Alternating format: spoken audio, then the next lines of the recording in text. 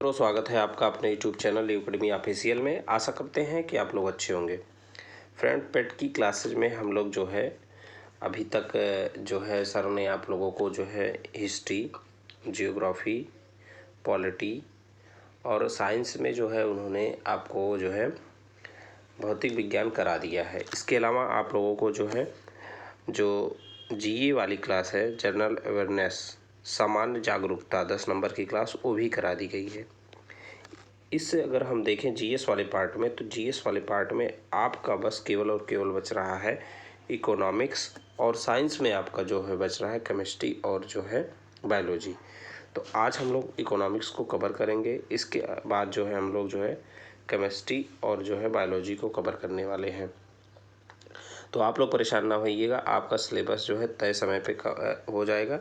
इसके अलावा आपका डीआई और रीजनिंग बचा हुआ है, ठीक है, नॉन जीएस वाले पार्ट में। तो आप जानते हैं कि अपना डिजिटल बोर्ड आने वाला है। जैसे ही डिजिटल बोर्ड आएगा, ये दोनों क्लासेस डिजिटल बोर्ड पे हम आपको करा देंगे, और बहुत जल्द आपका मैक्सिमम मान के चलिए 20 तक आ जाएगा, और 20 से लेके 22 तक आपका जो है ये दोनों डीआई और रीजनिंग हम अच्छे से करा देंगे। तो आप लोग इसके लिए परेशान ना हो, उसी का वेट कर रहे हैं आ जाए। तो उस पर क्लासें आसानी से कराने में आसानी होती है और समझ में भी अच्छा आता है। तो ठीक है, ये आपको थोड़ी सी जानकारी देनी थी जिसकी वजह से आपका लेट हो रहा था, और आप परेशान ना होइए, ये हो जाएगा आपका, ठीक है। तो आइए हम देखते हैं अर्थशास्त्र। अर्थशास्त्र को जैसे इकोनॉमिक्स है, उसको पार्ट में बांटा गया है सिलेबस। सबसे पहले सिलेबस को देखिए। सिलेबस को उन्होंने बांटा है 1947 से 1951 तक कैसी थी, उसमें क्या क्या आता है। योजना आयोग, पंचवर्षीय योजनाएं, मिश्रित अर्थव्यवस्था का विकास, निजी व सार्वजनिक क्षेत्र, हरित क्रांति, दुग्ध विकास एवं ऑपरेशन फ्लड, बैंकों का राष्ट्रीयकरण। ये 1947 से 1951 तक है। फिर उसके बाद एक अलग से इन्होंने बांटा है कि 1951 में आर्थिक सुधारों तथा उसके बाद की अर्थव्यवस्था कैसी थी। उसके बाद 1991 से 2013 तक अलग है। फिर 2014 के बाद कैसा जो है सुधार हुआ है, उसमें कृषि सुधार, ढांचागत सुधार, श्रम सुधार, आर्थिक सुधार एवं जीएसटी, इन सब के बारे में हमको पढ़ना है। तो आइए हम लोग शुरू करते हैं अर्थशास्त्र, ठीक है। अर्थशास्त्र का मतलब क्या होता है? धन का अध्ययन करना। जिस सब्जेक्ट में हम धन के बारे में, धन को कैसे कमाया जाए, कैसे खर्च किया जाए, इन सब चीज़ों का अध्ययन करते हैं, उसको हम अर्थशास्त्र की श्रेणी में डालते हैं। तो अर्थशास्त्र एक पुस्तक है जिसका, अर्थशास्त्र एक पुस्तक भी है जिसको लिखा है चाणक्य ने, लेकिन ये एक राजनीतिक पुस्तक है, इसको ध्यान रखेंगे। या 15 भागों में बटा हुआ है। अब देखते हैं इकोनॉमिक जो है उसका क्या इतिहास है। ये जो है ग्रीक भाषा के ओकोनोमिया शब्द से मिलकर बटा है, जिसका धीरे धीरे मतलब इंग्लिश में अगर अर्थ देखें तो इकोनॉमिक्स होता है। और संसाधनों का, इसका जो यूज किया गया था, संसाधनों का प्रबंधन के लिए यूज किया गया था, ठीक है, ओकोनियो का। अब देखते हैं, एक बहुत बड़े अर्थशास्त्री हैं एडम स्मिथ, उन्होंने एक पुस्तक लिखी है वेल्थ ऑफ नेशन। ये पुस्तक भी कई बार आपको परीक्षा में पूछी गई है। इनको फादर ऑफ इकोनॉमिक्स कहते हैं, या इन्हें पूंजीवाद का जनक भी कहा जाता है। अर्थशास्त्र धन का विज्ञान है, ये कथन देके पूछा जाता है कि किसने कहा है कि अर्थशास्त्र धन का विज्ञान है, तो आप लोग जो बताएंगे एडम स्मिथ को, ठीक है। अब देखते हैं अर्थशास्त्र की शाखाएं क्या है। अर्थशास्त्र को 2 भागों में बांटा गया है, एक माइक्रो, ठीक है, एक मैक्रो, ठीक है, माइक्रो एंड माइक्रो। तो माइक्रो जो होता है छोटे स्तर पे होता है, और जो है मैक्रो जो होता है वो बड़े स्तर पे होता है। ये व्यक्तिगत स्तर पे है, ये पूरे जो है उसके स्तर पे है, पूरी अर्थव्यवस्था के स्तर पे है। तो व्यक्तिगत में कौन आता है? मांग है, कीमत है, बाजार, उपभोग और उपयोग, ये व्यक्तिगत है, बहुत छोटे लेवल पे हैं। और जो है मैक्रो वाले में आता है राष्ट्रीय आय, बेरोजगारी, मुद्रास्फीति, राजकीय कोषीय नीति। तो ये सब चीज़ें इसमें आती हैं, ठीक। अब देखते हैं हम लोग, 2 वर्ड होता है, एक इकोनॉमी होता है, एक इकोनॉमिक्स होता है। तो दोनों में अंतर क्या है? अर्थात कि नियम व सिद्धांतों के किसी भौगोलिक क्षेत्र में लगाना अर्थव्यवस्था कहलाती है, उसको इकोनॉमी बोलते हैं। और इकोनॉमिक्स जो होता है वो थ्योरी है। यहाँ से आप समझिएगा, आपको अच्छे समझ में आ जाएगा। देखिए, इकोनॉमिक्स जो है वो थ्योरी को देता है, किसी चीज़ के सिद्धांत को देता है, लेकिन अगर हम उसका प्रैक्टिकल यूज करते हैं तो वो होता है इकोनॉमी। तो टाइप ऑफ इकोनॉमी ये आपके में दिया भी हुआ है और यहाँ से प्रश्न पूछा गया है 2021 पैट में पूछा गया था कि भारत कैसी अर्थव्यवस्था है। तो यहाँ से प्रश्न बनने के बहुत ज़्यादा चांसेस रहते हैं। तो नियंत्रण के आधार पर ये 3 प्रकार के होते हैं, ठीक है। Capitalist, capitalist, socialist and mixed, ठीक है, जिसको हिंदी में बोलते हैं पूंजीवादी, समाजवादी और मिश्रित अर्थव्यवस्था, ठीक है। अगर ये पूछ लिया जाए कि मिश्रित अर्थव्यवस्था किस जो है पंचवर्षीय योजना 5 ईयर प्लान्स में ली गई, तो सेकंड में ली गई है, ठीक है। अब देखते हैं इसमें पूंजीवादी समाज, इसका क्या उद्देश्य है और इसके जनक कौन कौन से हैं, ये चीज़ हम देख लेते हैं। तो इसका काम है लाभ कमाना। देखिए, पूंजीवादी मतलब ये व्यक्तिगत स्तर पे होती है, जैसे कंपनियां होती हैं।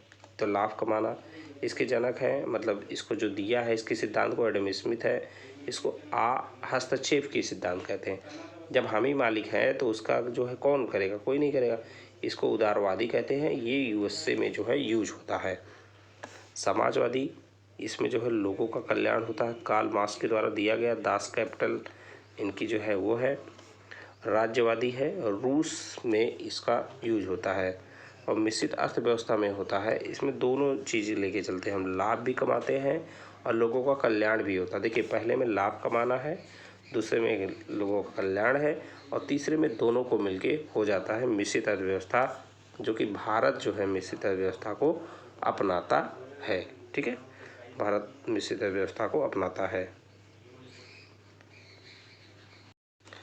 इसके अलावा एक अर्थव्यवस्था होती है जिसको हम साम्यवादी अर्थव्यवस्था कहते हैं। इस अर्थव्यवस्था को जो है इंटरनेशनल लेवल या नेशनल लेवल पर जो है वो इसको स्वीकृति नहीं मिली है, लेकिन इस प्रकार की अर्थव्यवस्था भी देखने को मिलती है। जैसे नियंत्रित सरकार, तानाशाही जहाँ पे चलती है वहाँ पे साम्यवादी है। जैसे चीन है, चीन में वहाँ सरकार एक जो है तानाशाही सरकार है, और उत्तर कोरिया यहाँ पे भी, ठीक है। तो ये जो है मेनली वही 3 है, पूंजीवादी, समाजवादी एंड जो है मिश्रित अर्थव्यवस्था। तो यही है, ठीक है। लेकिन जो है ये प्रकार की अर्थव्यवस्था देखने को मिलती है। इनका क्या प्रभाव होता है, देखिए, विदेशी संबंध। विदेशी संबंध क्या है, यहाँ पे खुली कहाँ रहेगी, खुली अर्थव्यवस्था जहाँ पे तीनों है, आयात और निर्यात यहाँ पे होंगे। बंद अर्थव्यवस्था क्या होती है, जहाँ पे आयात और निर्यात बंद है, ठीक है। अभी ये बहुत ही इम्पोर्टेंट पार्ट है आपका सेक्टर ऑफ इकोनॉमी, क्षेत्र कौन कौन से हैं, ठीक है। यहाँ से प्रश्न पूछा जाता है, एग्जाम्पल देके पूछता है कि ये किस क्षेत्र में आता है, ठीक है। जैसे प्राइमरी सेक्टर, प्राथमिक क्षेत्र में कृषि आता है, प्राकृतिक उत्पाद आएगा, वन, ठीक है, पशुपालन एवं खनिज। ये जीडीपी में 17% जो है अपना योगदान देते हैं और रोजगार इससे 51% लोगों को मिल रहा है। जैसा कि आप जानते हैं भारतीय अर्थव्यवस्था की रीढ़ इसको कहते हैं, क्योंकि इसमें कृषि है। कृषि जानते हैं, कृषि पे कितने लोग अपने इंडिया में डिपेंडेंट हैं, ठीक है। आता है द्वितीय क्षेत्र। द्वितीय क्षेत्र में औद्योगिक क्षेत्र या विनिर्माण क्षेत्र आता है, मतलब किसी उद्योग से जो बनता है वो चीज़, जैसे रेल, सड़क, गैस आपूर्ति और जल आपूर्ति, ठीक है। ये सारी चीज़ें आता है। ये पूछ लेगा गैस किस क्षेत्र में आता है, तो आप बता देंगे। तृतीय अर्थव्यवस्था आती है आपका सर्विस सेक्टर, जैसे जीडीपी, ठीक है, परिवहन, इसमें जीडीपी जो है बहुत मिलता है तृतीय क्षेत्र में। जैसे परिवहन, होटल, बैंकिंग, बीमा, व्यापार, मनोरंजन, शिक्षा, ये सब आपके शिक्षा तृतीय क्षेत्र में आता है, जिसमें हम सर्विस लेते हैं, ठीक है। और एक और क्षेत्र, नया क्षेत्र बन रहा है, इसको जो है मेनली अगर पूछेगा तो 3 ही क्षेत्र है, लेकिन ये नया क्षेत्र भी पूछा है, इससे भी पूछने लगे हैं कि आईटी किस क्षेत्र में आता है, तो आप बताएंगे चतुर्थ क्षेत्र में आता है। बौद्धिक क्षेत्र, रिसर्च एंड डेवलपमेंट, ये भी इसी में आता है। तो अर्थशास्त्र की जो अभी बेसिक चीज़ें हैं उसको हम लोगों ने देख लिया कि अर्थशास्त्र क्या है, अर्थशास्त्र के प्रकार कितने हैं, उसके क्षेत्र कितने हैं, और जो है अर्थशास्त्र के क्षेत्र कितने हैं, ये सब सारी चीज़ें हमने देख ली है। अब आगे हम बढ़ेंगे पंचवर्षीय योजना की तरफ। उससे पहले जो है पंचवर्षीय योजना का इतिहास, कैसे कैसे पंचवर्षीय योजना का प्रारंभ हुआ और कैसे पंचवर्षीय योजना अचानक से आ नहीं गई, पर सारे उसके पहले भी प्लान लोगों ने किए और वो सफल असफल दोनों को देखते हुए तब जाके पंचवर्षीय योजना आई है। तो आइए हम देखते हैं आर्थिक नियोजन, ठीक है, इकोनॉमिक प्लानिंग की गई। प्रथम नियोजन रूस में देखा गया था, रूस में 1928 में जोसेफ स्टीफन के द्वारा। आर्थिक नियोजन आपके समवर्ती सूची में आता है। भारत ने रूस से लिया था इसको, ठीक है, आर्थिक नियोजन को। भारत में इतिहास देख लीजिए कैसे कैसे बड़ा है, उसको समझने का प्रयास करिएगा।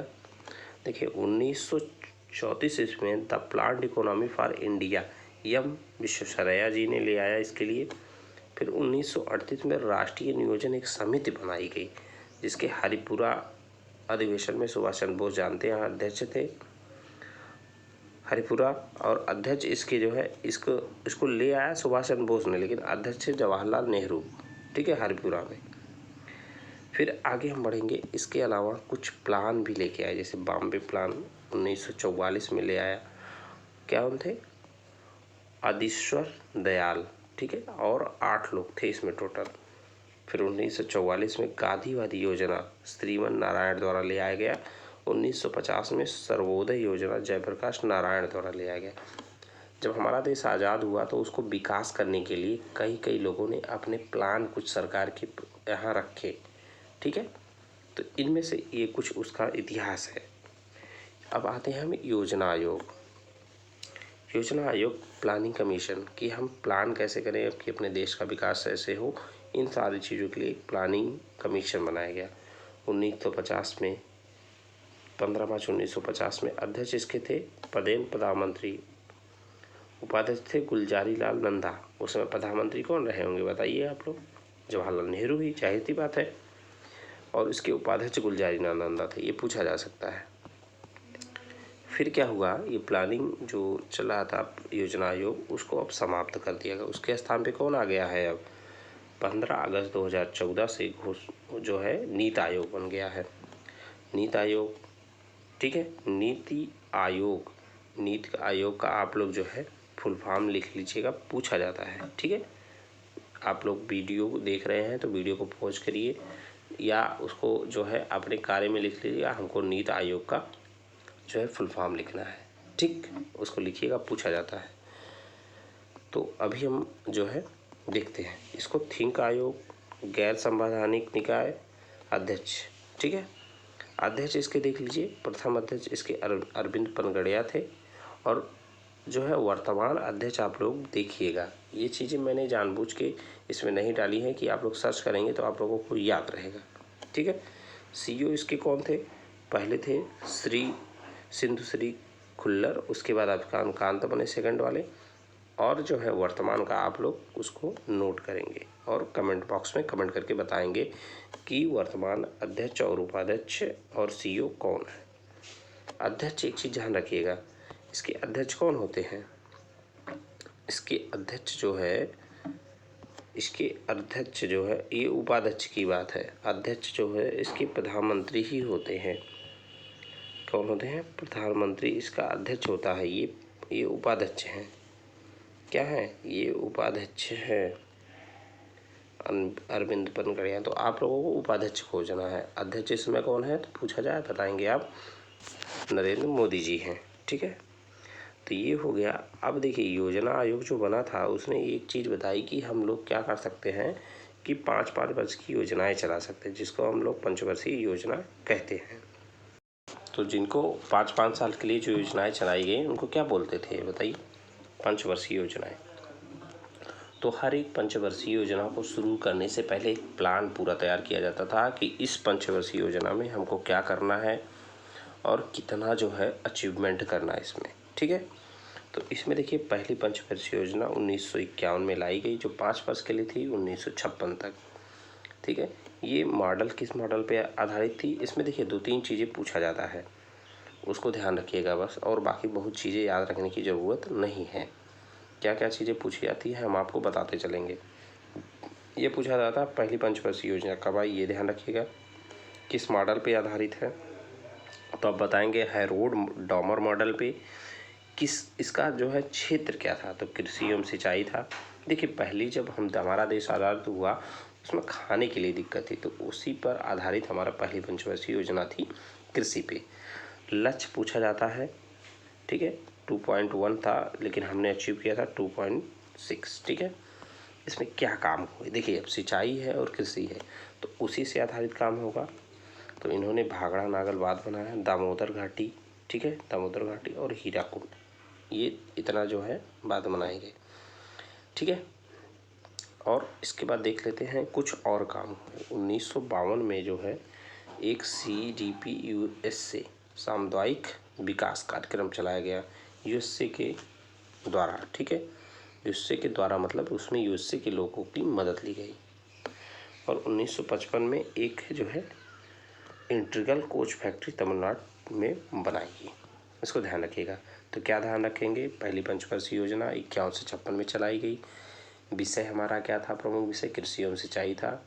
उसमें लक्ष्य 2.1 का रखा गया लेकिन हम लोग प्राप्त कितना के 3.6, ठीक है। अब आते हैं द्वितीय पंचवर्षीय योजनाएं। तृतीय पंचवर्षीय योजना फिर वही चीज़, कब चलाई गई, तो 56, उसी में 5 जोड़ दीजिए, 56 से 51। मॉडल कौन था, PC महालनोबिस के द्वारा इस मतलब मॉडल पे आधारित था। इसमें देखिए अब कृषि का विकास हो गया, उसके बाद हमको धन कमाना है तो धन हमको उद्योग से मिलेगा, तो उद्योग व खनिज इसमें विषय रखा गया। ये इसमें देखिए काम क्या था, मिश्रित अर्थव्यवस्था पे आधारित थी, ठीक है, मिश्रित अर्थव्यवस्था पे हमारा उद्योग आधारित था। अभी जब हम पढ़ रहे थे वहाँ पे पूंजीवादी, समाजवादी और जो है मिश्रित अर्थव्यवस्था, तो उसमें हमने बताया था ये सेकंड जो है पंचवर्षीय योजना में इसको स्वीकार किया गया था। तो देखिए चीज़ों के रिलेट करते चलिए। अब देखिए लौ इस्पात, इसमें लौ इस्पात केंद्र बहुत बनाए गए, जैसे भिलाई में, छत्तीसगढ़ में जो पड़ता है रूस की मदद से, दुर्गापुर में, वेस्ट बंगाल में जो है यूके मतलब जो है यूनाइटेड किंगडम अर्थात इंग्लैंड की मदद से, ठीक है। इसके अलावा और क्या, खादी एवं ग्रामोद्योग आयोग 1956 में बना, ठीक है। और इस पे जो है क्या बना, सिंदरी उर्वरक कारखाना झारखंड में, चितरंजन लोकोमोटिव वेस्ट बंगाल में, और नाफेड की भी स्थापना इसमें की गई। तो इतना चीज़ आप लोग ध्यान रखेंगे, ठीक है। आगे बढ़ेंगे, तृतीय पंचवर्षीय योजना। तृतीय पंचवर्षीय योजना बताइए कब तक, कब से कब चली होगी, तो उसी में देख रही है 51 से 56, 56 से 61, 61 से 66, ठीक है। मॉडल याद रखिएगा, मॉडल कौन है, सुखम चक्रवर्ती। आगे के 4-5 पंचवर्षीय योजनाओं के मॉडल याद रखिएगा, ठीक है। और जे सैंडी दोनों था। इसमें क्या है देखिए, पहले में कृषि था, दूसरे में उद्योग था, तीसरे में दोनों को मिला के कृषि एवं उद्योग को मिला के इसमें लक्ष्य 5.6 का रखा गया, लेकिन हमें उसका आधा केवल मिल पाया, 2.8% ही लक्ष्य को हम लोग कंप्लीट कर पाए, इसलिए ये सबसे असफल योजना हमारी पंचवर्षीय योजना मानी जाती है। और पूछा भी जाता है कि सबसे असफल कौन था, तो आप बता देंगे इसको, ठीक है। अब इसमें देख लीजिए काम क्या क्या हुआ और इसको असफल होने के क्या कारण थे। 1964 में Bokaro law steel plant Jharkhand में लगा।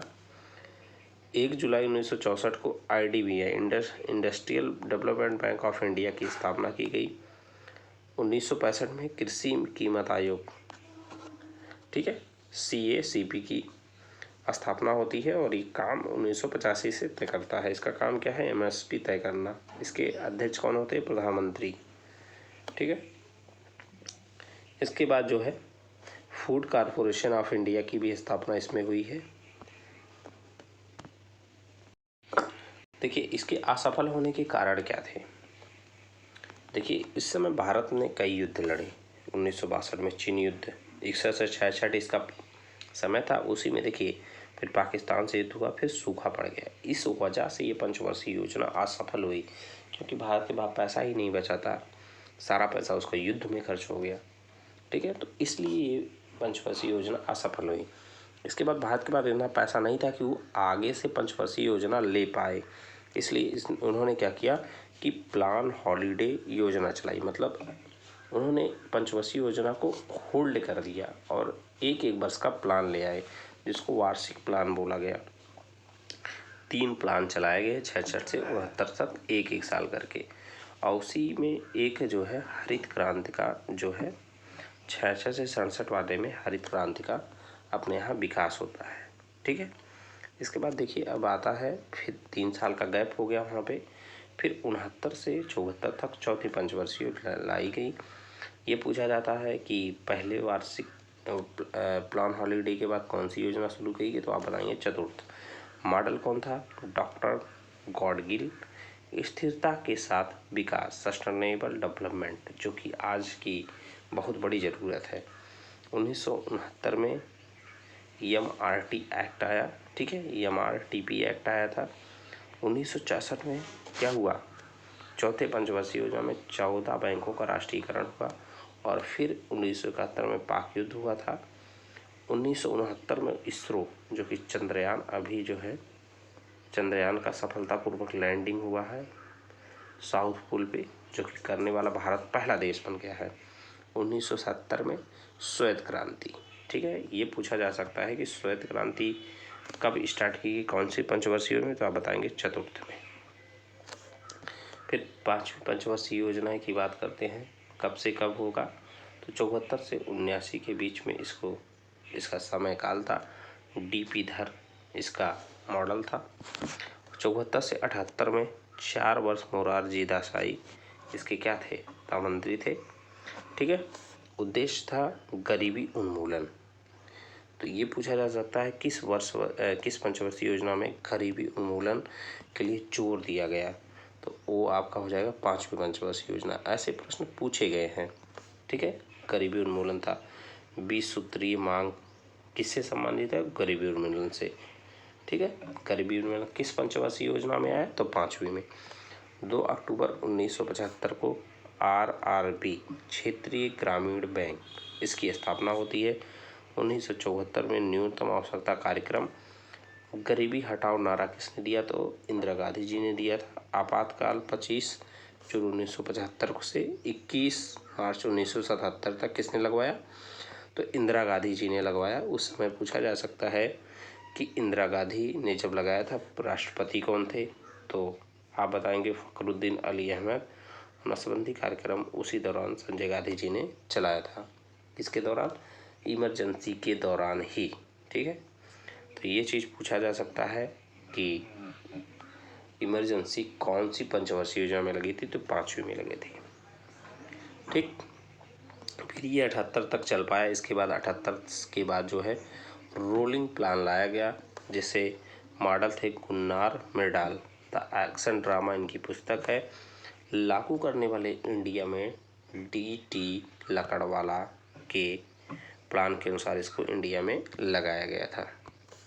ठीक,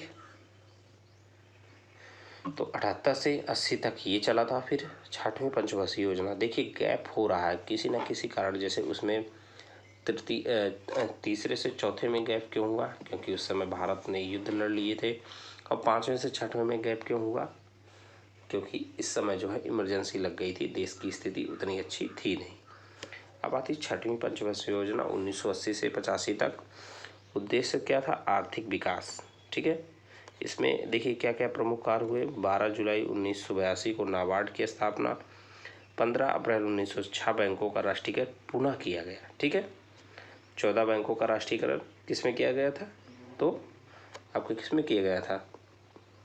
जो है चतुर्थ में किया गया था। ठीक है, तो ये चीज़ ध्यान रखिएगा। फिर 6 का किया गया ट्राइसम। ट्राइसम क्या है? ये एक बार अभी पूछा गया था। तो ये जो है एक स्वरोजगार था कि इसमें ग्रामीण युवाओं को प्रशिक्षण देना, जिससे वो अपना रोजगार को बढ़ावा दे सके। ठीक, तो ये देखिए 80 से 85 तक चला था। 7वां आपका चलेगा 85 से 90 तक। कब तक चलेगा? 85 से 90। इसमें लक्ष्य क्या है? रोजगार, शिक्षा और स्वास्थ्य। अब देखिए भारत धीरे धीरे कृषि पे तो सही हो गया, उद्योग में सही हो गया। उसके बाद अब आता है कि यहाँ के लोगों का जीवन अच्छा किया जाए। तो जीवन कैसे अच्छा होगा? जब उनको शिक्षा मिलेगी, रोजगार मिलेगा और उनका स्वास्थ्य अच्छा रहेगा। नारा रोजी रोटी उत्पादकता इसका नारा था, ठीक है। और इसमें प्रमुख कार्य क्या क्या है उसको देख लीजिए। ट्राइसेट 1987 को, इसका फुल फॉर्म देख लीजिएगा, the tribal cooperative marketing federation of India, भारतीय जनजातीय सहकारी विपणन परिसंघ, सेबी की स्थापना भी उसी में हो जाती है। 1985 में इंदिरा आवास योजना, 1989 में जवाहर रोजगार योजना और नेहरू रोजगार योजना।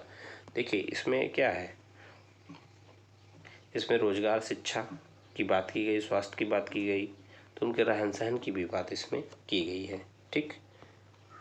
अब देखिए 1990 से 90 एक वर्ष का योजना अवकाश था। 1991 में नई आर्थिक नीति आई है, LPG रिफॉर्म आया है। PM कौन थे पूछा जाएगा, ये PM कौन थे? नरसिम्हा राव, वित्त मंत्री उस समय मनमोहन सिंह थे। लाइसेंस, मतलब इसमें लाइसेंस को समाप्त किया गया, लाइसेंस के लिए काफ़ी चीज़ें छूट की गई थी। लिबराइजेशन, प्राइवेटाइजेशन एंड ग्लोबलाइजेशन इसका जो है फुल फॉर्म है, LPG का पूछा जाता है, ठीक है। उदारीकरण, निजीकरण और वैश्वीकरण। आएंगे हम 8वीं पंचवर्षीय योजना देखेंगे। 8वीं पंचवर्षीय योजना 1992 से 97 में।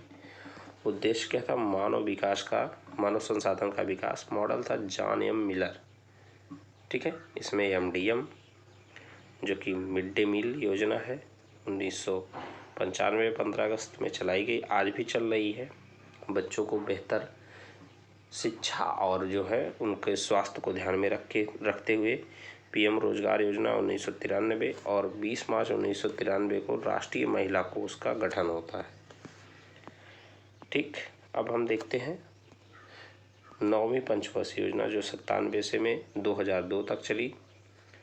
न्यायपूर्ण वितरण, समता के साथ विकास इसका था। KCC योजना 1998 में लाई गई। 1 नवंबर 2000 को सर्व शिक्षा अभियान की भी योजना शुरू हुई और 1 अप्रैल 1999 में को जवाहर ग्राम समृद्धि योजना। फिर क्या हुआ कि हमने पाकिस्तान से फिर एक युद्ध लड़ा 26 जुलाई 1999 में। तो हम लोगों ने अभी तक पाकिस्तान से 3 युद्ध लड़े हैं, 62, 71 और 99। ध्यान रखेंगे, कभी कभी मैच करने को भी पूछ सकता है। 10वीं पंचवर्षीय योजना 2002 से 2007 तक चली है। सामाजिक न्याय एवं समता के साथ विकास। उसके बाद सबसे सफल योजना ये रही थी। 2005 में नरेगा बना था, फिर जो 2009 में 2 अक्टूबर को ये मनरेगा इसका नाम हो गया था। 11वीं पंचवर्षीय योजना, बस इसका उद्देश्य याद रखेंगे और वर्ष याद रखेंगे। 2007 से 2012 तीव्र एवं अधिक समावेशी विकास इसका लक्ष्य था। और 12वीं पंचवर्षीय योजना एकदम लास्ट वाली थी, तो इसको जरूर याद रखना है, पूछा जा सकता है कि कितनी पंचवर्षीय योजना चली हैं, तो 12। उद्देश्य क्या था? तीव्र, अधिक समावेशी एवं धारणीय विकास। तो पंचवर्षीय योजना से संबंधित जो महत्वपूर्ण बातें हैं वो हमने आपको बता दी है, इस चीज़ को ध्यान रखेंगे। एक प्रश्न यहाँ से आपको देखने को मिलता है। अब हम देख लेते हैं क्रांतियाँ। तो आपके सिलेबस में 2 क्रांतियाँ दी हुई है, एक हरित क्रांति और दूसरा जो है श्वेत क्रांति। तो हरित क्रांति जो है मैक्सिको से स्टार्ट हुआ है, ठीक है। 1940 से 60 तक नॉर्मन बोरलॉग जो थे USA के, इन्होंने मैक्सिको में क्या कर रहे थे? एक्सपेरिमेंट कर रहे थे, जिसके लिए 1970 में शांति का जो है नोबेल पुरस्कार भी दिया गया था। हरित क्रांति शब्द जो है विलियम गॉड ने दिया है, पूछा जा सकता है। अगर भारत में हरित क्रांति के जनक MS स्वामीनाथन है, ठीक। शुरुआत इसकी कहाँ से हुई है? तो पंजाब से हुई है। ऑफिशियली 1966 से 67 में, प्लान हॉलिडे में या 3rd पंचवर्षीय योजना में। ध्यान रखिएगा, अगर ये पूछा जाए कि भारत में हरित क्रांति का शुभारंभ कब हुआ, तो 3य पंचवर्षीय योजना जो कि 66 में ही समाप्त हो गई थी, लेकिन उस समय प्लान हॉलिडे चल रहा है, इसलिए 3rd में भी आप मान सकते हैं। अगर 3rd में ऑप्शन नहीं है तो प्लान हॉलिडे लगाएंगे, प्लान हॉलिडे सबसे पहले लगाएंगे, ठीक है। हॉलीडे। ठीक, इसके बाद जो है फ़ायदा सबसे ज़्यादा गेहूं और चावल को हुआ, नुकसान दालों को हो रहा था। राज्य इसमें था पंजाब, हरियाणा और पश्चिमी उत्तर प्रदेश। खाद्यान्न में निर्भरता इस चीज़ की प्रमुख योजना थी। तो ये देखिए, इसमें जितना हरित क्रांति के बारे में आपको बताया गया है नोट कर लीजिएगा, इससे बाहर आपको देखने को प्रश्न नहीं मिलेगा। अब आता है श्वेत क्रांति। श्वेत क्रांति में दूध उत्पादन, इसका था ऑपरेशन फ्लड। ठीक है, ऑपरेशन फ्लड इसका उद्देश्य था। डॉक्टर वर्गीज कुरियन इसके जनक थे। 26 नवंबर को राष्ट्रीय दुग्ध दिवस मनाया जाता है। डॉक्टर कुरियन व कृषि भाई पटेल 1946 में अमूल का जो है इन्होंने वो किया गुजरात में। NDB पूछा जाता full form, national dairy development board 1965 में। प्रधानमंत्री कौन थे? लाल बहादुर शास्त्री थे। ठीक है, तो हरित क्रांति और श्वेत क्रांति दोनों याद रखिएगा। जनक याद रखिएगा, प्रभाव कब शुरू हुआ, किस पंचवर्षीय योजना में शुरू हुआ, ये भी ध्यान रखिएगा। श्वेत क्रांति किस पंचवर्षीय योजना में शुरू हुआ उसको आप लोग नोट कर लीजिएगा। इसमें आएगा तो 4th में आएगा। ठीक है, 4th में आएगा। ठीक, तो ये हो गया। अब हम आगे बढ़ते हैं। आगे बढ़ने के क्रम में है बैंकिंग, जो कि आपके सिलेबस में दे रखा है। तो बैंकिंग से भी प्रश्न पूछे जाते हैं कि बैंकों का राष्ट्रीयकरण कब हुआ, कौन सा बैंक कब बना, कैसे इसका इतिहास रहा। तो आइए हम लोग देखते हैं और साधारण भाषा में इसको समझने का प्रयास करते हैं। तो देखिए, बैंक के क्या कार्य हैं। बैंक क्या करता है, आप जानते हैं बैंक जमा करता है पैसे को और हमको जो है ऋण भी प्रदान करता है और हमारे पैसे को वो सुरक्षित भी रखता है। तो ये बैंक के प्रमुख मुख्य रूप से कार्य है। आधुनिक बैंकिंग की शुरुआत देख लीजिए। आधुनिक बैंकिंग की शुरुआत जो है इटली में हुई। बैंक ऑफ वेनिस इन्होंने शुरू किया था। तो ये जो है वर्ल्ड लेवल पे हो गया। इंडिया में, भारत में फर्स्ट बैंक ऑफ हिंदुस्तान 1970 में खोला गया। ठीक है, कोलकाता अलेक्जेंड्रिया। ठीक है, फिर आगे बढ़ेंगे। उस समय जो है 3 अपने जो है प्रमुख रूप से प्रेसिडेंट थे और 3 बैंक यहाँ पे प्रमुख रूप से थे हर एक प्रेसिडेंटी में। भारत में जब भारत गुलाम था उसकी समय बात है। बैंक ऑफ बंगाल 1806 में, बैंक ऑफ बॉम्बे 1840 में, बैंक ऑफ मद्रास 1843 में। ठीक है, फिर तीनों को मिला के 1921 में, ठीक है, 1921 में क्या बनाया गया? Empirical bank of India. ठीक, फिर SBI की स्थापना 1 जुलाई 1955 में। यही मिलके तीनों जो है स्टेट बैंक ऑफ इंडिया बन जाते हैं 1955 में। ठीक, अब SBI का देखिए हेडक्वार्टर कहाँ? मुंबई में। दिनेश खारा, ठीक है, इसके जो है क्या थे उस समय? अध्यक्ष हैं। सबसे बड़ा बैंक है, ये सरकारी बैंक है। क्या है? सरकारी बैंक है। आगे बढ़ेंगे। अब देखिए और भी बैंकों का इसमें क्या है। 1981 में अवध कॉमर्शियल बैंक। ठीक है, दिनेश खारा जो है इसको देखिएगा, वर्तमान में इसके कौन है अध्यक्ष, आप लोग उसको नोट करिएगा। ठीक है, 1981 में अवध कॉमर्शियल बैंक है। ठीक है, खोला गया। ये किसके द्वारा खोला गया? तो भारतीयों द्वारा ना खोल के इंग्लैंड द्वारा खोला गया। ठीक है, ई फॉर इंग्लैंड मतलब अंग्रेजों के द्वारा।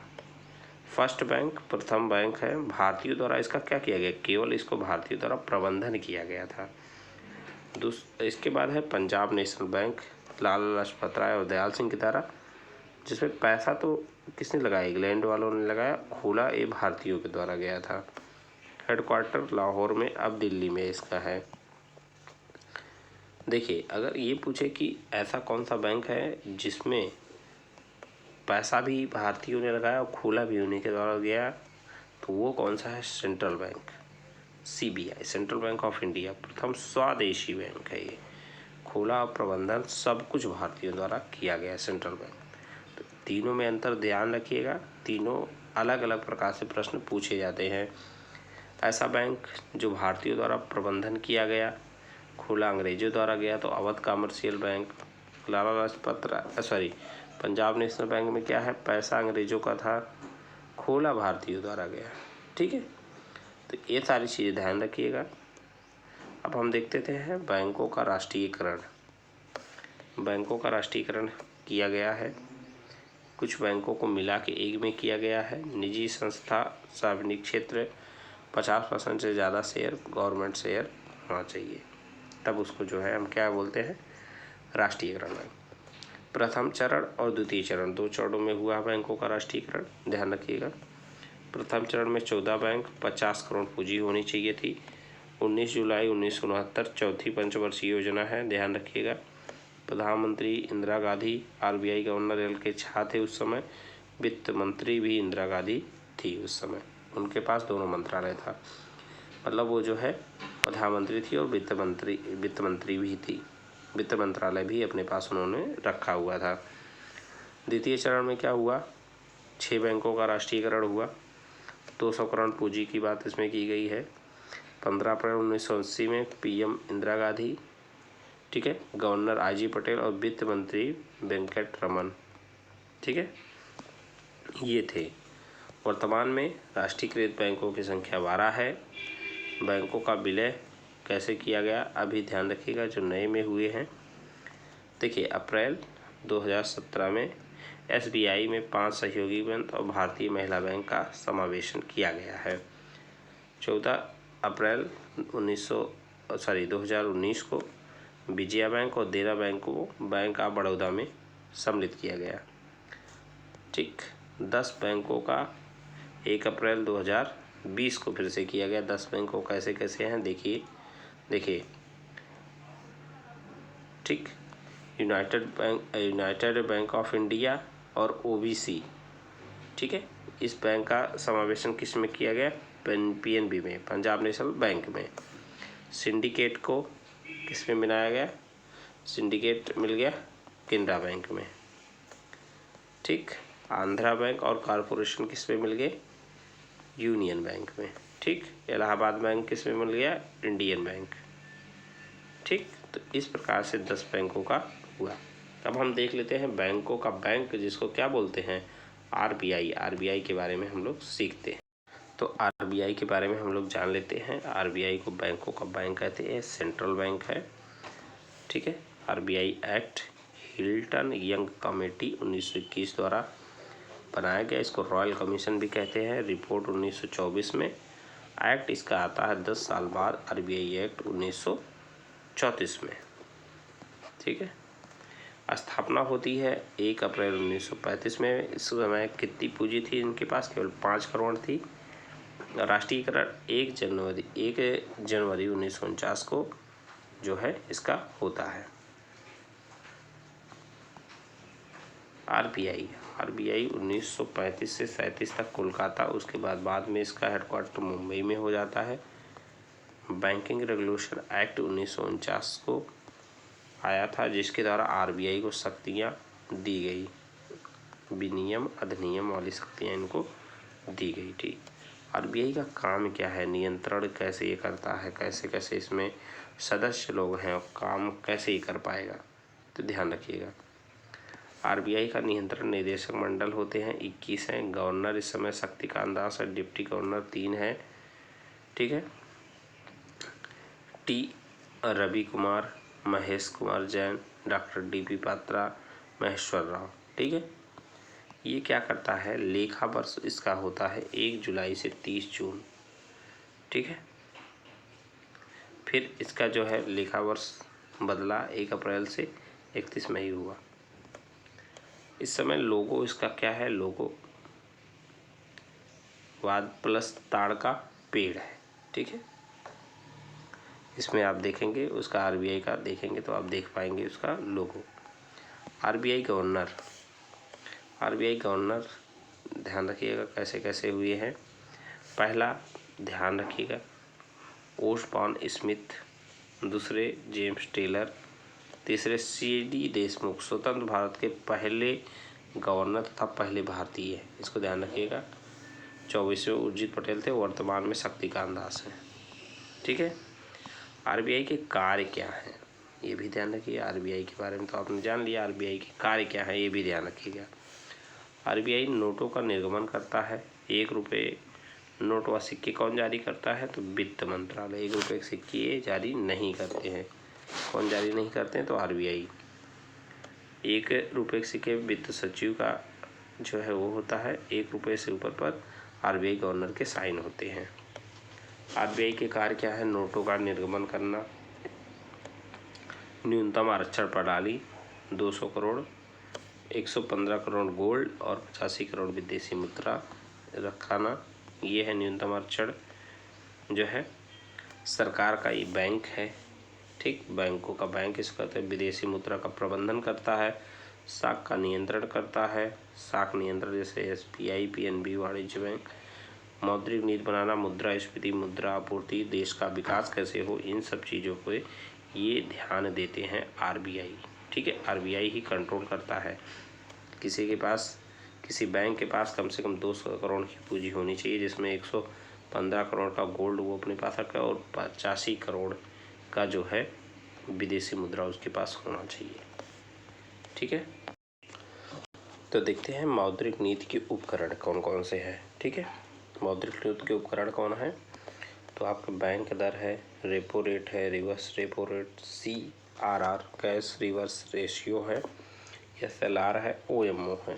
तो एक के बारे में एक एक करके हम लोग सीखने वाले हैं।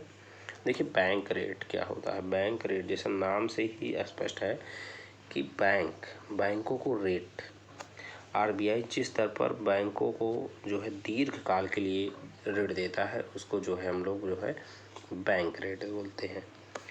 अगर बैंक दर ज़्यादा होगा तो महंगाई कम होगी, अगर बैंक दर जो है कम होगा तो पैसा बढ़ाने के लिए अर्थात महंगाई उस समय बढ़ती है, ठीक है। रेपो दर क्या होता है? बैंक रेट और रेपो रेट एक ही है। आरबीआई जब बैंक को बहुत कम समय के लिए पैसा देती है तो उसको रेपो रेट बोलते हैं। ज़्यादा समय के लिए पैसा दे रही उसको बैंक रेट बोलते हैं। रिवर्स रेपो रेट, ठीक है, रिवर्स रेपो रेट। जब जो है बैंक आरबीआई को पैसा दे तो उसको रिवर्स रेपो रेट बोलते हैं। रिवर्स रेपो रेट अगर बढ़ेगा तो देश में पैसों को कंट्रोल करने के लिए ऐसा किया जाता है। बैंक जिस तरह पर आरबीआई को पैसा जमा करे वही चीज़ है, ठीक। CRR कैश रिवर्स रेशियो, ठीक। बैंक का एक हिस्सा जैसे कैश के रूप में उसे आरबीआई के पास जमा करना होता है उसको बोलते हैं कैश रिवर्स रेशियो, नगद आरक्षित अनुपात हिंदी होता है इसका। CLR क्या होता है? Statutory liquid ratio. यहाँ से प्रश्न पूछे जाते हैं, इसको ध्यान रखिएगा।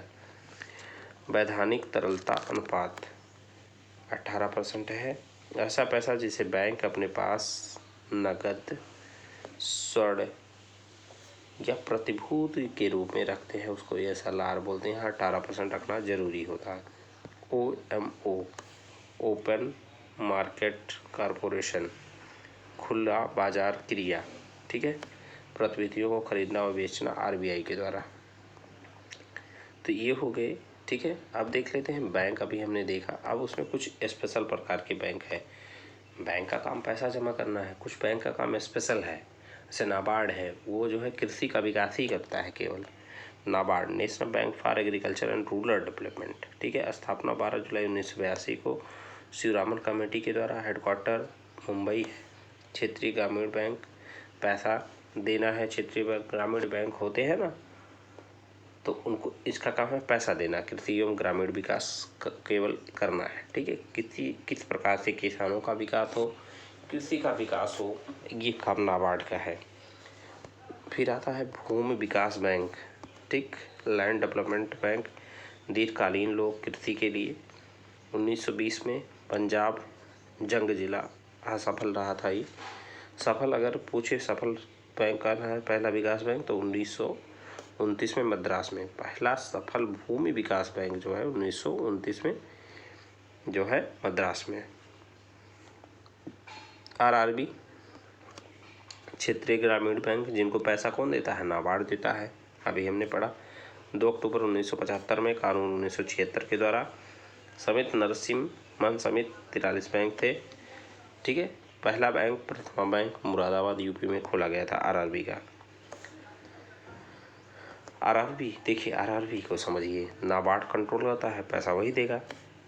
सीजी, सीजी मतलब सेंट्रल गवर्नमेंट, स्टेट गवर्नमेंट। और प्रायोजक बैंक, पैसा कैसे कैसे आएगा इसमें।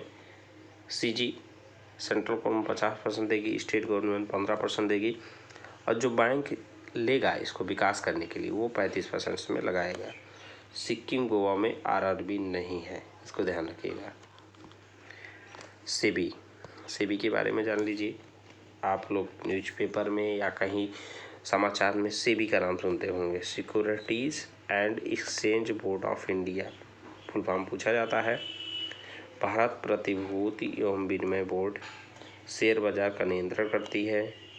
12 अप्रैल 1988 को एक्ट इसका 1992 में अध्यक्ष जो है माधवी पुरी बुच्च हैं। बीएसई बॉम्बे स्टॉक एक्सचेंज और नेशनल स्टॉक एक्सचेंज, ठीक है, दोनों के बारे में देख लीजिए।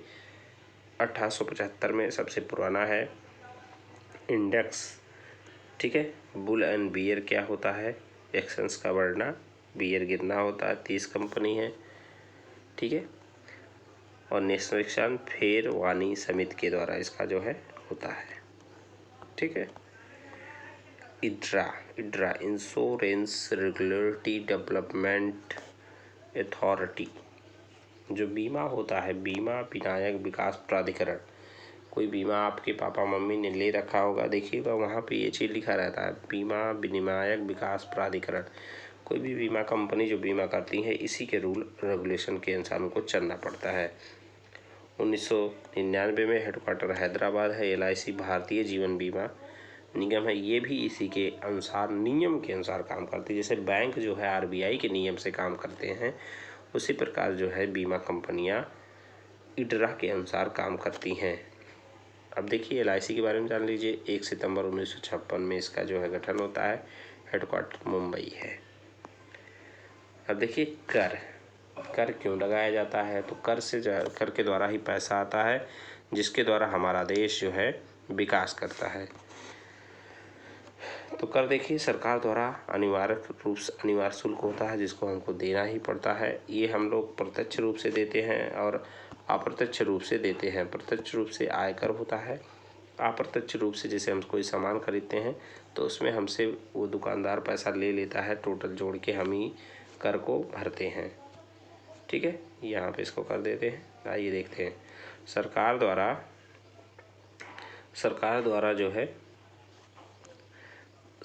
लगाया गया अनिवार्य शुल्क है। प्रत्यक्ष कर है, जैसे आयकर, निगम कर, उपहार कर, धन कर, संपत्ति कर।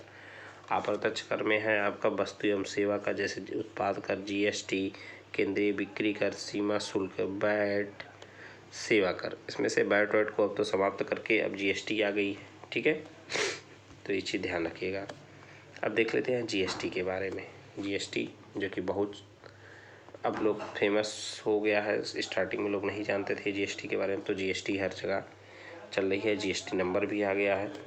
तो 1 जुलाई 2017 को लागू हुआ। अप्रत्यक्ष कर है, ड्राफ्ट तैयार किया असीम दास गुप्ता ने, सिफारिश की थी इसकी विजय केलकर समिति ने। 1954 में फ्रांस में लागू किया गया था, मॉडल कनाडा मॉडल पे अपने यहाँ लागू है। 17 कर हैं, 27 अधिभार को समाप्त करके ये GST लाया गया। एक पहला असम में लागू हुआ, भारत में 12 अगस्त 2016 को। सेकंड राज्य है बिहार आपका, लास्ट राज्य है जम्मू कश्मीर। GST बिल 122वां जो है अमेंडमेंट लाया गया था, संशोधन जो है 101वां है। GST के बारे में थोड़ा और जान लीजिए। GST नंबर कितने अंक का होता है, तो 15 नंबर का होता है। इसमें 0%, 5, 12, 18 और 28% की इसमें देखने को मिलती है। GST मेनली 3 प्रकार की होती है, स्टेट गवर्नमेंट और सेंट्रल गवर्नमेंट 50-50 इसमें जाता है। 3 प्रकार के कौन कौन GST है देख लीजिए, सेंट्रल, स्टेट और इंटीग्रेटेड, ठीक है। सेंट्रल GST, स्टेट GST और जो है स्टेट और UTAQ में आ जाएगा, और इंटीग्रेटेड मतलब दोनों को मिला के। GST परिषद देख लीजिए, एक्ट इसका 279 है A, ठीक है, आर्टिकल जिसमें संविधान में वर्णन 279A में है। भारतीय संविधान में पूछा जा सकता है। वित्त मंत्रालय के अंतर्गत आता अध्यक्ष इसमें जो है कौन है? निर्मला सीतारमण जी हैं। 33 सदस्य है।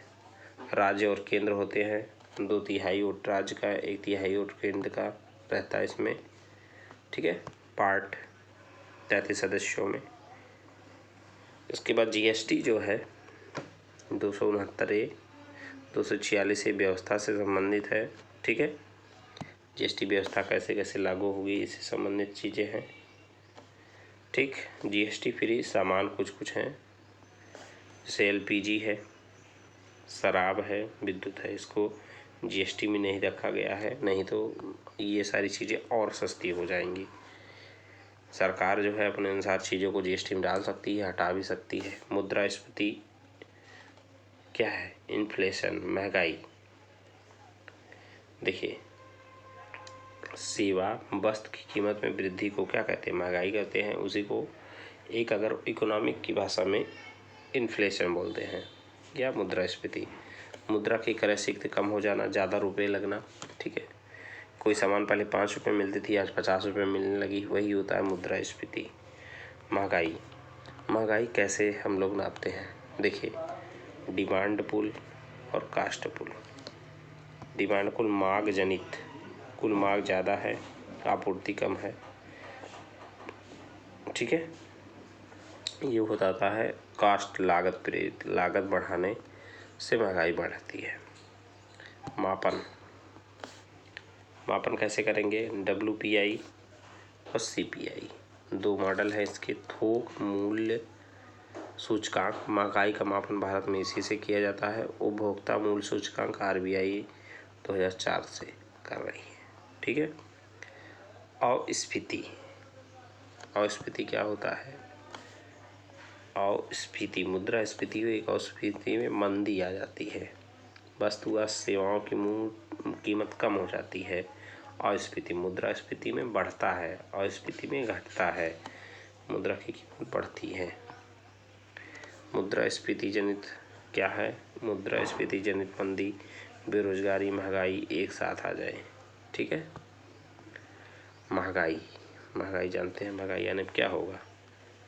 महंगाई से क्या होगा? किसान का, व्यापारी का, उत्पादकता का, ऋणी का फायदा होगा, और ऋणदाता, उपभोक्ता, बचत और निश्चित आय वर्ग का क्या होगा? घाटा होता है।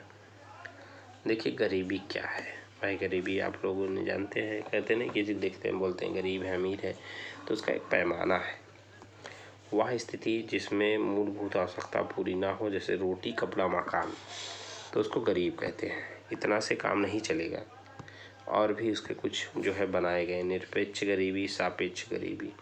निरपेक्ष गरीबी का मतलब मूल आवश्यकता ना पूरा हो, भारत विकासशील देश है। सापेक्ष मतलब 2 लोगों में तुलना कर लो, ये गरीब, वो 10 रुपये कमाते हैं, 100 रुपये कमाता, तो कौन अमीर हुआ? 100 रुपये वाला हुआ, ठीक है। आय असमानता, ये विकसित देश में देखा जाए लारेंज कर्व के द्वारा और गिनी गुणांक के द्वारा, ठीक है। फिलिप्स वक्र क्या है? फिलिप्स वक्र थोड़ा देख लीजिएगा। देखिए, बेरोजगारी, ठीक है, मुद्रास्फीति में उल्टा संबंध होता है, ठीक। बेरोजगारी बढ़ेगी तो मुद्रास्फीति क्या होगी? घटेगी, अगर घटेगी तो बढ़ेगी, ठीक, ये होता है। अब देखिए, गरीबी का मापन, अभी ये प्रश्न UP SSC में यहाँ से पूछा गया था, ये कैलोरी वाला, ठीक है, तो ध्यान रखिएगा, यहाँ से प्रश्न पूछे जाते हैं। नीति आयोग पहले योजना आयोग था, आंकड़े NSO 2019, अब NSO द्वारा हो गया है इसका नाम। गरीबी वाई के अलग 1979 में इन्होंने किसके आधार बताया? कैलोरी के आधार पे। अगर ग्रामीण में 2400, शहर में 2100 कैलोरी, तो शहर में 2100 कैलोरी मिलना चाहिए, इससे कम पे जो है माना जाता है। DT लकड़वाला 1989, 1993 उपभोग मूल्य सूचकांक के दौरान इन्होंने गरीबी का जो है मापन करने की कोशिश की। देखिए, और इसमें कई लोग हैं, सुरेश तांदुलकर समिति 2005-2009 में न्यूनतम उपभोग व्यय के आधार पर, ठीक है।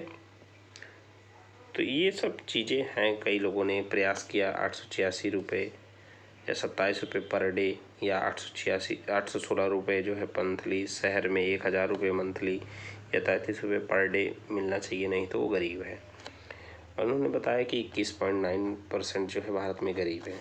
सी रंगराजन समिति न्यूनतम उपभोग व्यय पे इन्होंने दिया था 2012-14 में। इन्होंने बताया कि 33 रुपये पर डे या 932 रुपये, शहर में इन्होंने 77 रुपये पर डे या 1407 रुपये मंथली अगर नहीं है तो मतलब गरीब है।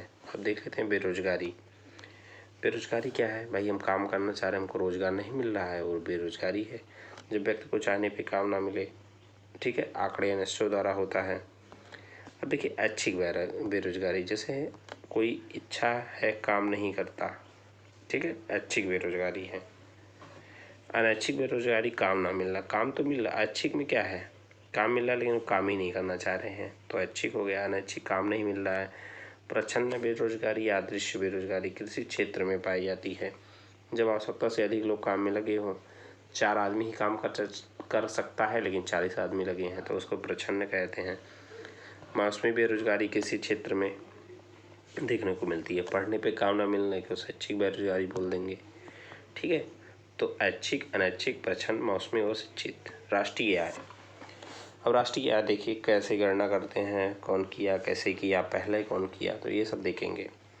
देश के नागरिकों की आय को राष्ट्रीय आय बोलते हैं, जितना पैसा आता है। 2 मई 1951 को मापन सीएसओ द्वारा, अब एनएसओ द्वारा किया जा रहा है, उसका नाम बदल गया है। पहला राष्ट्रीय आय की गणना किसने की भारत में? तो दादा भाई नौरोजी ने की थी। तो दादा भाई नौरोजी ने किया था। उन्होंने बताया कब किया, ठीक है, तो उन्होंने बताया कि 20 रुपये है इस समय जो है भारत की राष्ट्रीय आय, ठीक है। The poverty and British rule in India इनकी पुस्तक है। वैज्ञानिक विधि द्वारा हुआ था 1935 में। VKP राव के द्वारा 62 रुपये इन्होंने बताया था, ठीक है। अब हम पढ़ते हैं आगे, विधियां कौन कौन सी हैं जिससे हम राष्ट्रीय आय की गणना करते हैं। आय विधि, व्यय विधि, उत्पादन विधि, 3 विधियां हैं, ठीक है।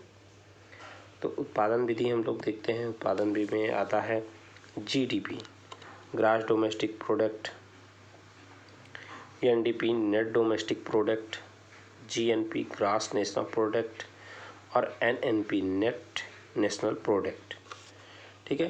तो इनके बारे में ध्यान रखिएगा, इनके टर्म को पूछा जाता है, ठीक है।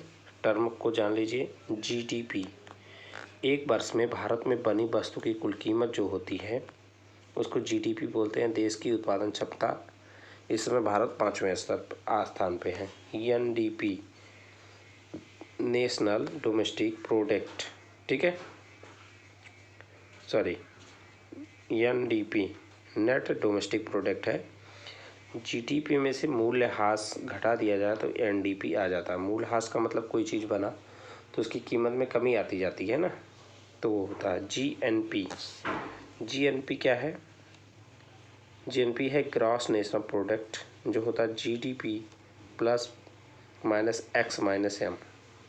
X माइनस M का क्या मतलब है? X मतलब जो है कुछ अपने यहाँ से विदेश से आ रहा है, कुछ यहाँ से बाहर जा रहा है उसका, ठीक है। और NNP, net national product, GDP यहाँ पे है। GDP plus minus X minus M plus मूल्यह्रास भी इसमें देखोगे तो NNP हो जाता है, ठीक है। अब देख लिए नेट नेशनल प्रोडक्ट की गणना, ठीक है। NNP की गणना कैसे करेंगे? NNP 2 टाइप का होंगे, बाजार मूल्य और संसाधन लागत, राष्ट्रीय आय, ठीक है। इसको क्या करेंगे? साधन मूल्य NNP माइनस इनडायरेक्ट टैक्स, ठीक। और प्रति व्यक्ति आय कैसे निकाला जाता है? तो नेशनल इनकम अपन में टोटल पॉपुलेशन हो गया। अब देख लेते हैं बजट के बारे में थोड़ा सा हम लोग देखते हैं। बजट क्या है? बजट सुनते होंगे कि बजट पेश हुआ, ये हुआ। बजट मतलब फ्रेंच क्या बुकेट चमड़े का थैला होता है, वहाँ से ही लिया गया है बजट, बुकेट नामक शब्द से, जिसका अर्थ होगा चमड़े का थैला। जेम्स विल्सन ने 1860 में पेश किया था। 1 अप्रैल से 31 मार्च तक जो है आय व्यक्ति की गणना नेक्स्ट ईयर के लिए किया जाता। जैसे अभी 24 आएगा तो 24 के लिए पहले से ही बजट आ जाता है। फरवरी में पेश होता है, फरवरी मार्च में पेश हो जाता है। ठीक है। वार्षिक वित्तीय वितरण, इसकी बात अनुच्छेद 112 में की गई है। 1 फरवरी को जो है लोकसभा में प्रस्तुत होता है। स्वतंत्र भारत का पहला बजट है। किसने प्रस्तुत किया? तो R.K. शरणमुख चट्टी ने।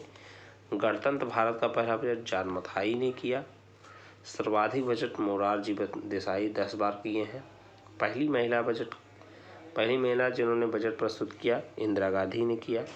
अब पूर्णकालिक महिला की बात करें तो निर्मला सीतारमण के द्वारा किया गया था। आर्थिक सर्वेक्षण देख लेते हैं क्या होता है। तैयार कौन करता है? DEA डिपार्टमेंट, ठीक है, डिपार्टमेंट इकोनॉमिक्स अफेयर के द्वारा होता है। पेश इसको वित्त मंत्री लोकसभा में करते हैं। बजट के 1 दिन पहले आता है आर्थिक सर्वेक्षण। वर्तमान में वित्त सचिव कौन है? आप लोग इसको जो है ध्यान रखिएगा, नोट करिएगा और कमेंट बॉक्स में कमेंट करिएगा। फाइनेंशियल पॉलिसी, राष्ट्रीय राजकोषीय नीति कौन है? क्या होता है? तो सरकार वित्त मंत्रालय, मुद्रास्फीति और विकास इसका जो है प्रमुख विषय होता है।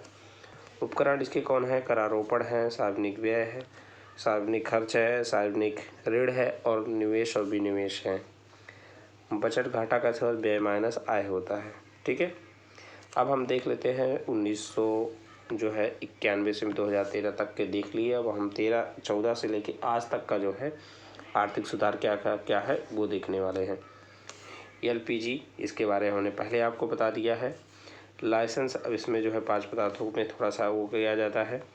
बाकी लाइसेंस में इसमें आसानी कर दी गई है। इनमें मादक पदार्थ, रक्षा उपकरण, खतरनाक रसायन, विस्फोटक और दवाएं, इन सब का लाइसेंस देने में काफ़ी जांच पड़ताल की जाती है। बाकी का सुविधाजनक कर दिया गया है। 2 चीज़ों का लाइसेंस आप नहीं ले सकते हैं, रेलवे और परमाणु ऊर्जा, ये भारत सरकार अपने अधीन रखता है। ठीक है। फिर आता है औद्योगिक नीति। पहली औद्योगिक नीति आई थी जो है 1948 में, श्यामा प्रसाद मुखर्जी। सेकंड 1956 में आई। ठीक है। इसमें क्या है? A केंद्र सरकार, B में इस गवर्नमेंट, स्टेट प्राइवेट सेक्टर हैं। ठीक है। और इसके बाद AB से अलग जो है आते हैं वो C में आते हैं। अब नई औद्योगिक नीति आ गई 1991 में। ठीक है। कौन आई है? वही LPG आई। अवमूलन, डिवोल्यूशन क्या है? सरकार द्वारा मुद्रा की कीमत घटाना। निर्यात बढ़ जाता है। क्या क्या होता है? निर्यात बढ़ जाएगा। 3 बार किया गया, 1949, 66 और 1991 में। विमुद्रीकरण, नोटबंदी जिसको कहते हैं, कितनी बार हुआ? एक आध बार तो अपने मोदी जी ही लगा चुके हैं। ठीक है। नोट बंद करना, भ्रष्टाचार व आतंकवाद को कम करने के लिए काला धन वापस लाना इसका उद्देश्य होता है। 46 में हुआ, 48 में हुआ, 8 नवंबर 2016 को स्वतंत्र भारत में 2 बार हुआ। मोदी जी 1 बार किए हैं, 1 बार मोरारजी देसाई। और अभी को अगर देखें तो जो 2000 के नोट बंद हुए थे वो भी इसको ऐड कर सकते हैं। ठीक है। अब देख लेते हैं कुछ चीज़ें हैं। फुल फॉर्म डायरेक्ट यहाँ से पूछ लिया जाता है। और 2021 में पूछा गया था। FERA, foreign exchange regulation act, FEMA, foreign exchange management act, MRTP, monopolies and restrictive trade practice act. ठीक है। कंपटीशन एक्ट आया 2002 में। अब देख लीजिए कुछ योजनाएं हैं जो संबंधित है, ये जो है इकोनॉमिक से, उनके बारे में। PM जन धन योजना 28 अगस्त 2014, PM जन धन 28 अगस्त 2014 को लाया गया। क्या था? वित्तीय समावेशन योजना, बैंकीय सेवा देना, ओवरड्राफ्ट की सुविधा भी इसमें दी गई है। ठीक है। आप ज़्यादा पैसे भी निकाल सकते हैं। PM योजना, PM मुद्रा योजना 8 अप्रैल 2015 को लघु उद्योग को ऋण देना। शिशु में 50,000 तक, किशोर में 50,000 से 5 लाख तक और तरुण में 5 लाख से 10 लाख तक इसमें लोन मिल जाता है। आयुष्मान भारत योजना, जन आयोग योजना रांची से शुरू हुई। 23 सितंबर 2018 को 5 लाख तक की स्वास्थ्य बीमा इसमें मिलती है। मेक इन इंडिया 25 सितंबर 2014 लोगो शेर है। 25 क्षेत्र हैं जिनका निर्माण भारत में हो, भारतीयों को जॉब मिले। मेक इन इंडिया का इसका प्रमुख जो है उद्देश्य है। कृषि सुधार में क्या क्या हुआ 2014 के बाद में? चकबंदी, ठीक है, पंजाब से उत्तर प्रदेश में 1954 में। जमींदारी प्रथा का उन्मूलन 1950 में होता है। लैंड सीलिंग एक्ट 1961 में। 16 एकड़ से जमीन अधिक ना हो, काश्तकारी प्रथा का उन्मूलन हुआ। ऑपरेशन ग्रीन क्या है? 2018 में हुआ।